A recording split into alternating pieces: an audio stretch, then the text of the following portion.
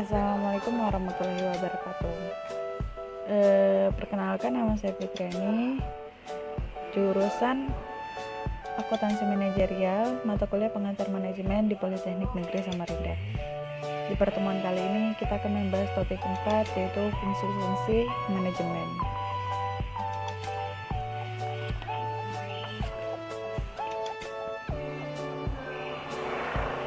Fungsi-fungsi yang dilaksanakan manajer atau manajemen menurut Henry Fayol yang menyatakan bahwa perencanaan, pengorganisasian, pengkoordinasian, pemberian perintah, dan pengawasan adalah fungsi-fungsi utama yang sering pula disebut dengan unsur-unsur manajemen.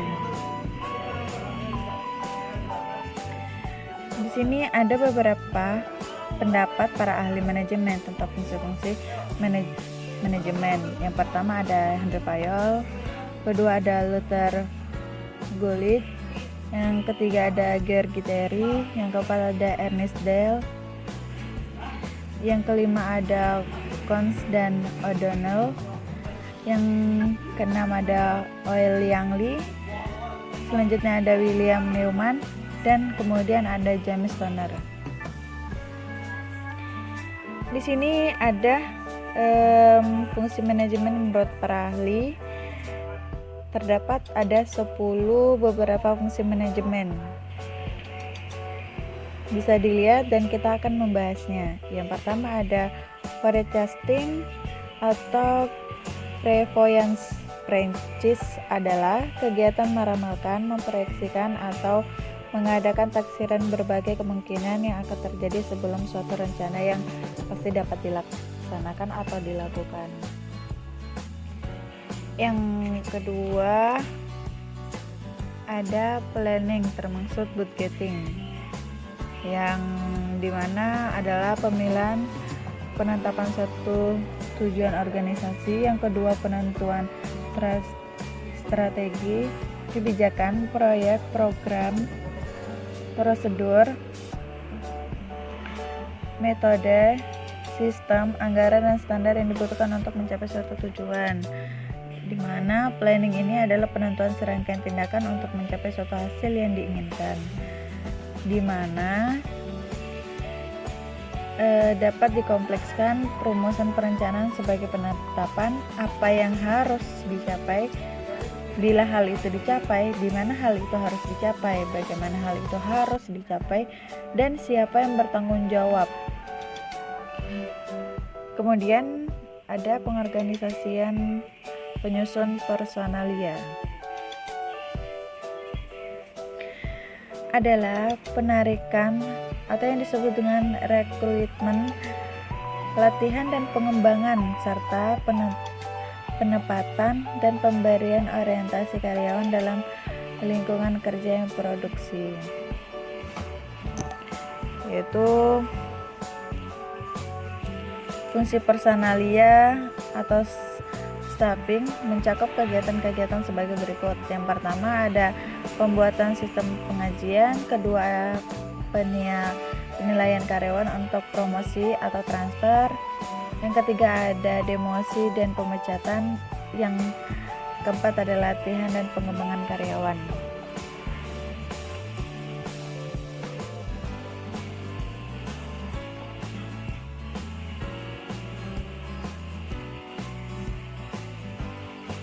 Di sini ada pengarahan atau yang disebut dengan leading.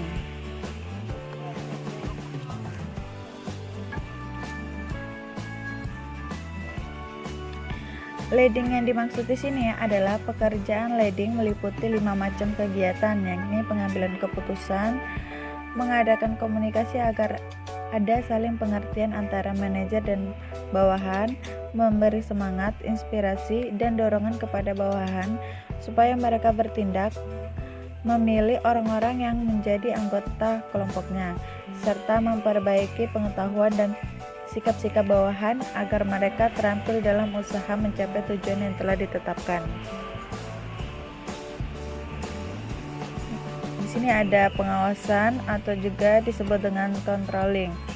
Semua fungsi sebelumnya tidak akan efektif tanpa fungsi pengawasan, atau sekarang dengan istilah pengendalian.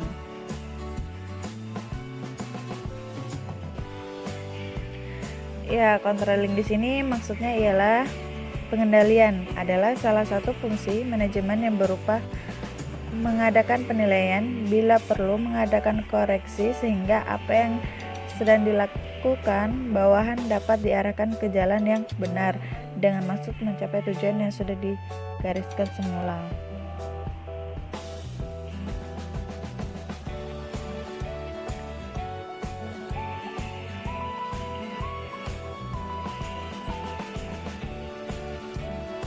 Di sini juga ada pengawasan controlling.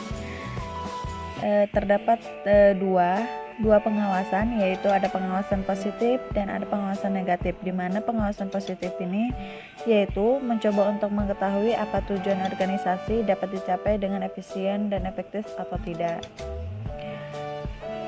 Yang kedua ada pengawasan negatif, mencoba untuk menjamin bahwa kegiatan yang tidak diinginkan atau tidak dibutuhkan tidak terjadi.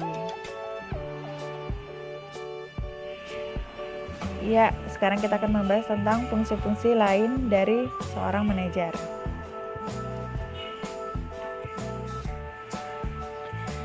Bila dilihat dari sudut proses atau urut pelaksanaan aktivitas manajemen atau manajer, fungsi-fungsi manajemen adalah perencanaan, pengorganisasian, penyusun, pengarahan, dan pengawasan. Bila dilihat dari berbagai bidang seperti bidang penjualan, pembelian, produksi, keuangan, dan personalia. Di sini kita dapat melihat dari sudut proses, yaitu perencanaan, pengorganisasian, penyusunan, pengarahan, dan pengawasan.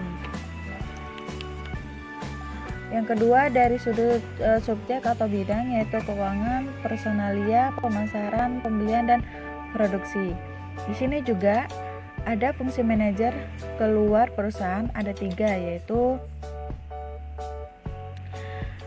mewakili perusahaan di bidang pengadilan. Yang kedua ada pengambilan kegiatan sebagai warga negara biasa. Yang ketiga mengadakan hubungan dengan unsur-unsur masyarakat. Kedua macam fungsi manajer, yang pertama bertujuan keluar perusahaan, kiranya sudah cukup jelas.